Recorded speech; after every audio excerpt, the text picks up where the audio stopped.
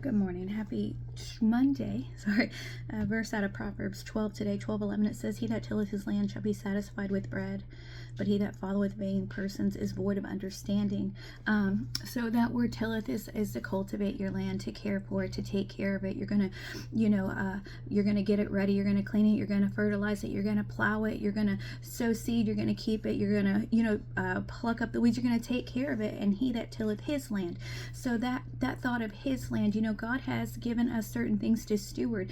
Yesterday was Mother's Day. If you have children, he's given you children to steward. If you're married, he's given you a marriage to steward, or a spouse. If you a family to steward. If you have a home, he's given you that to steward. If you have a business, he's called you to steward it. Even the things that he's given us for ministry, the gifts and callings and things that he's our money, all the things that he's allowed us, we're called to steward it. And so he that tilleth his land shall be satisfied with bread. It makes me think of the principle of sowing and reaping. If I plant corn, I'm going to get corn. If I plant an apple tree, I'm eventually going to get some apples. Something else isn't going to come up, especially if I put in the effort and work, right?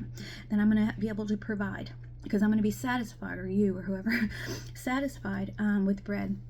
All right, so just kind of like a little bit of a work ethic there, a stewarding ethic there, a faithfulness ethic there.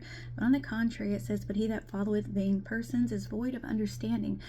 So this is a person who's not willing to till necessarily. They'd rather just follow behind. They can be following behind a vain person. They could be following behind the one that's working. You think about how they did their poverty system back in the Old Testament. You could go to the field and glean things that were left over. They wanted people to have things, but thankfully they were willing to work. But this one is just following after. He's behind. And it says that he that followeth vain persons is void of understanding. So there's a lack there, meaning they're not going to be satisfied. Okay, they're lacking work ethic, they're lacking stewardship ethic, they're lacking understanding and wisdom. They're not going to be satisfied, and they're not going to be able to care for and steward over those things that God gave them. We're not even going to get further into that. There's one who's willing to till what was given to them and see that come forth. An athlete, they don't have to be naturally talented to get good at something. If you work at it, you're going to get better at it. Those things that you put your focus on and you work towards are the things that you're going to see flourish in your life, no matter what. Even a lost person can have more roles and do some things that are seemingly good in the world's eyes, and even good things, right? Moral things. It doesn't mean they're saved. Let me not get off track. But we've been called to steward things, right? And so what are we doing with what God's entrusted to us? Are we really taking care of it? Are we really tilling it? Or are we just following after? Not meeting the needs that we've been called to meet, or we're not going to reap what we sow.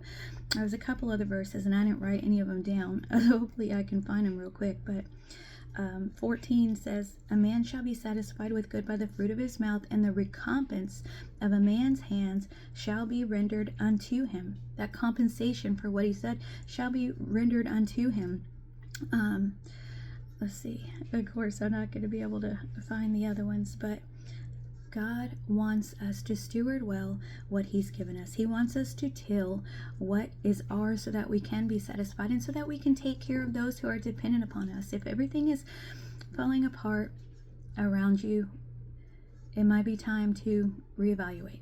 Am I really caring for the things that God wants me to care for? Am I really doing what he's asked me to do? Am I really sowing what he's asking me to sow? What am I reaping? Anyways, he that tilleth his land shall be satisfied with bread. He that followeth vain persons is void of understanding. We can either be satisfied, or we can be void of, and we can lack. The choice is ours.